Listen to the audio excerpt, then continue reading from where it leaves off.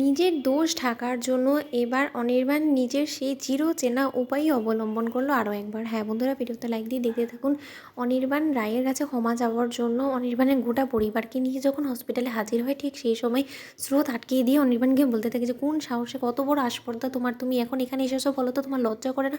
তোমার ঘেন্না হওয়া উচিত যে যে মানুষটা কিনা তোমার মুখ দর্শন করতে চায় না, সেই মানুষটার কাছে তুমি আরও একবার নিজের মিথ্যে অভিনয়, মানবতার অভিনয় নিয়ে হাজির হয়ে গেছো। তোমার লজ্জা করে না অনির্বাণ দাদাভাই? আমি যে এখন এখানে দাঁড়িয়ে এতগুলো কথা বলছি, তা সত্ত্বেও কি তোমার বিন্দুমাত্র লজ্জা হয় না? নাকি তোমার পরিবারেরও কি বিন্দুমাত্র লজ্জা নেই? তখন এই কথা বলা মাত্র অনির্বাণ বলতে থাকে যে স্রোত, তোমার যা বলার তুমি আমাকে বলো, কিন্তু তা সত্ত্বেও তুমি আমার পরিবারের কাউকে এরকমভাবে অপমান অপদস্থ করতে পারো না। তখন এই কথা বলা মাত্র স্রোত বলতে থাকে, আর আমার দিদিভাইকে যে তোমরা নোংরা বাজেভাবে মিথ্যে অপবাদ দিয়ে দিনের পর দিন এরকমভাবে অপমান অপদস্থ করে মৃত্যুর দিকে ঠেলে দিয়েছো, তার বেলা কি এখন যদি তোমরা বড্ড বেশি বাড়াবাড়ি করো তাহলে কিন্তু আমি পুলিশ ডাকতে বাধ্য হব অনির্বাণ দাদাভাই। এর আগে আমি পুলিশ ডেকে বা এখানে একটা সিন ক্রিয়েট করি, তোমরা প্লিজ এখান থেকে চলে যাও। তোমার কাছে হাত জোর করে অনুরোধ করছি, তোমরা কেন শুনতে চাইছো না বলো তো?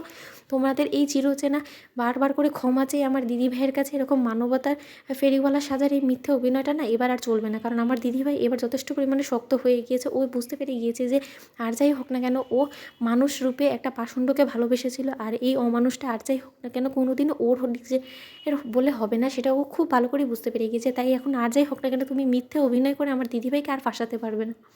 অন্যদিকে অনির্বাণের মা বলতে থাকে স্রোতকে যে স্রোত, আমি বুঝতে পারছি যে তোমার মনের উপর দিয়ে কী ঝড়ঝাপটা বয়ে যাচ্ছে। তোমার দিদিভাইয়ের এই কন্ডিশন দেখে স্বাভাবিকভাবে তোমার মাথা কাজ করছে না, কিন্তু তাই বলে তুমি গুরুজনদের সাথে এরকমভাবে আচরণ করবে, সেটা কি মোটেও ভালো দেখা যায় বলো তো?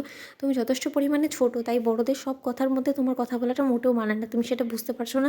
তখন এই কথা বলা মাত্র স্রোত বলতে থাকে, এই ছোটোদের মুখটা তো বড়রাই খুলিয়েছে, তাই না? কারণ ছোটোরা যত পর্যন্ত চুপ ছিল তত পর্যন্ত ছোটোরা এটাই চোখের সামনে দেখে এসেছে যে দিনের পর দিন বড়োর সাথে অন্যায় হচ্ছে, আর বড়রা মাথা ঝুঁকে সেটা মুখ বুজে মেনে নিচ্ছে, কারণ ওরা মেয়ে পক্ষ, তাই না? কিন্তু এখন সেই অন্যায়টা তো আর মেনে নেওয়া যাচ্ছে না, কারণ দেয়ালে তো পিঠ থেকে গিয়েছে আন্টি।